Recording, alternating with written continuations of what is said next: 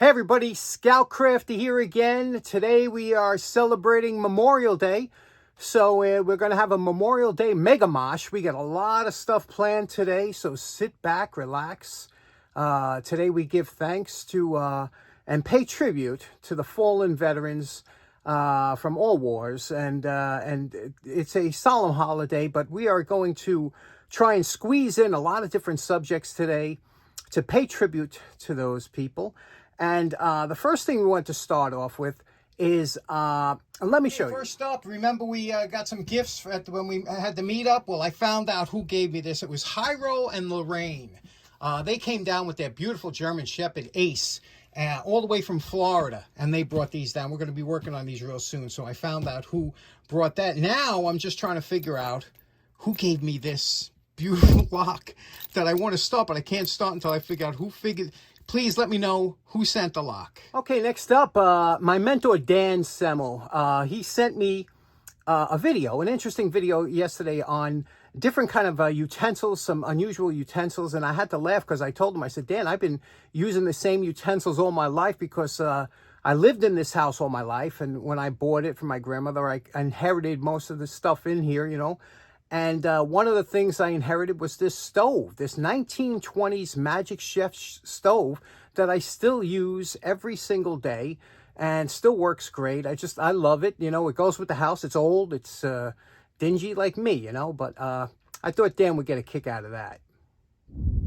Okay, next up, went upstate during the week, had to cut the lawn, and look at this lawn. Don't you just want to roll around in that lawn? I'm telling you, this is the best time of year, you know, for grass. It grows really quick and full. And remember, the trees were kind of bare last time, but now everything's coming up. It's really a beautiful time to be up there. Saw a lot of wildlife. I got turtles in the pond. I got ducks, frogs, all kinds of wildlife. First time I ever saw all that. Really nice. And an interesting thing is that on my way back from upstate, I stop in Lowe's, Middletown, New York. And it's such a nice Lowe's. It's really well-stocked, well-maintained, good store.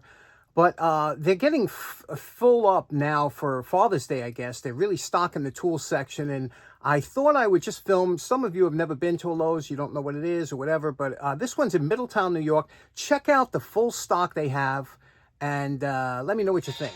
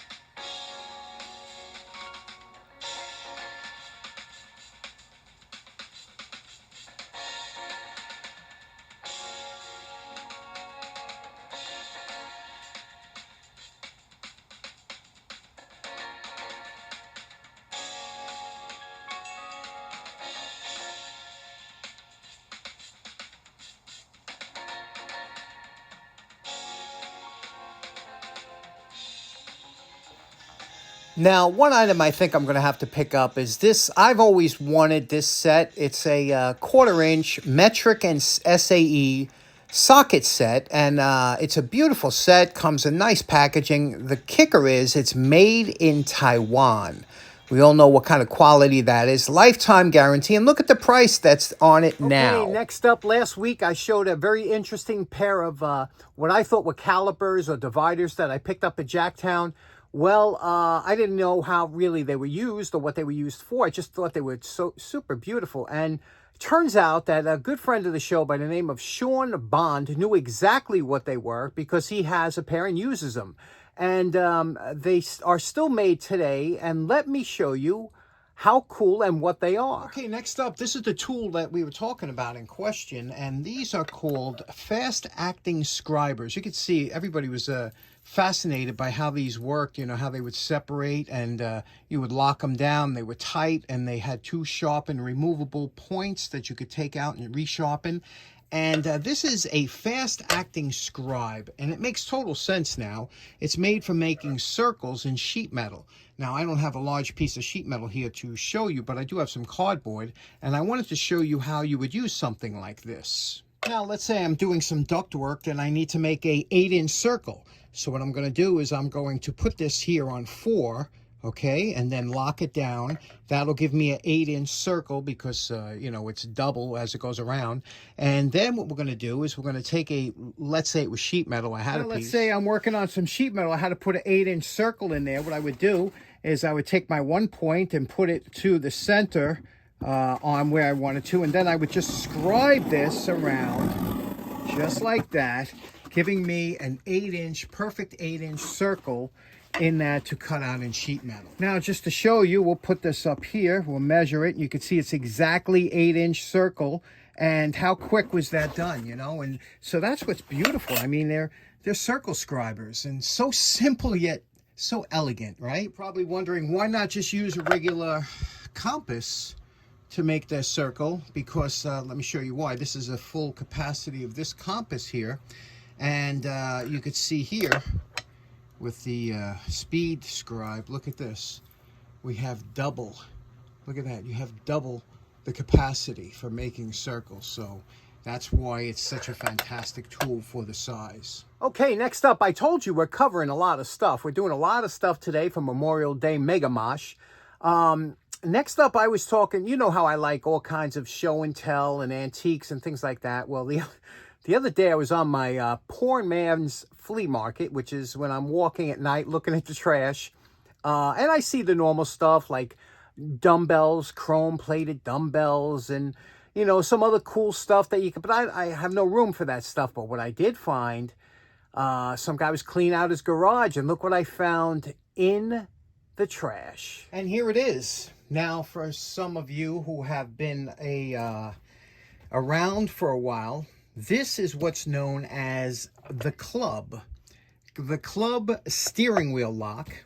And here in New York City, everyone had one of these. These were sold by the thousands, because if you lived in New York City, there was a good chance that somebody was either going to break into your car or try and steal your vehicle. And everybody had to have one of these. Now, you know, there were ways to get around the club. What they would do is the thieves here, you know, the crackheads and whatnot, were smart enough. They would bring these huge bolt cutters and cut your steering wheel and then pull the steering wheel apart and, you know, take the club off. But nonetheless, these were really well made. And they worked, believe it or not, because if there were 3 cars on the block and one of them had a club on, the crackheads would just go to the other 2 cars. So unless they really wanted your car. So these were used all over the time. But, you know, in recent times, the anti-theft and that comes with the vehicle has been greatly improved. So you don't see too much of these. So what we're going to do, I'm going to clean this up. You can see the condition it's in. It came with the key, just like this. We're going to clean it up, and isn't that cool? The club. And here we go, all cleaned up. This came out beautiful, didn't it? What we did was we cleaned everything with Goop hand cleaner, which works fantastic on any kind of vinyl. And look at how nice it came out. It looks almost new, huh? I mean, these things didn't take a lot of beating because they pretty much stayed in your car under the seat.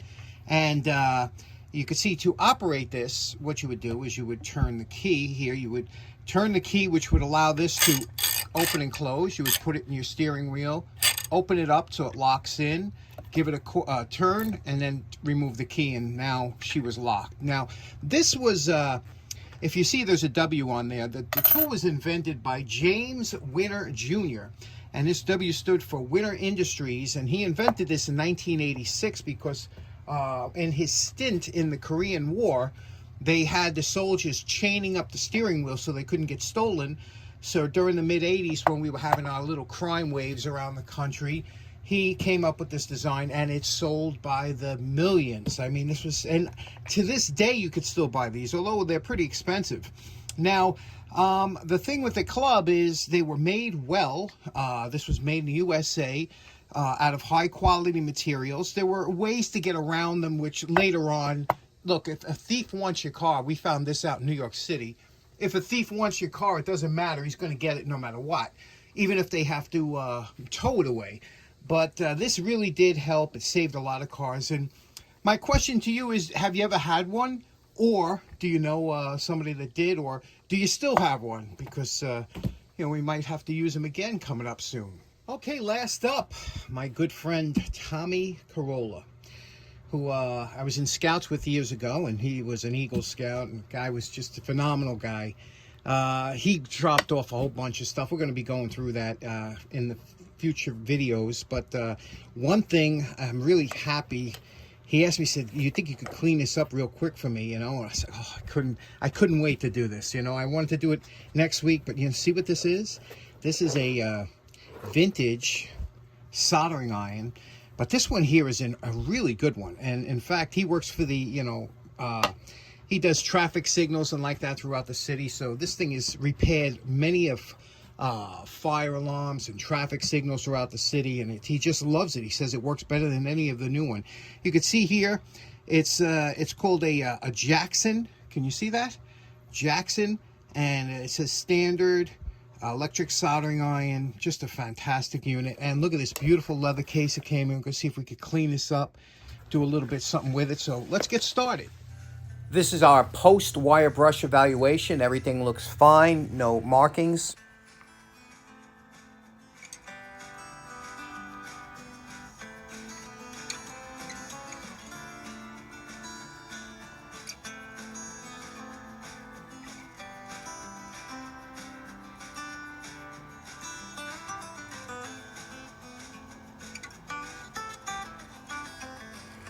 Now, to address the leather case, the first thing we did was wipe it down with a damp cloth, get rid of all the dirt. Then we took some high-quality shoe polish with a good amount of stain in it, and we applied it thick, heavy on there.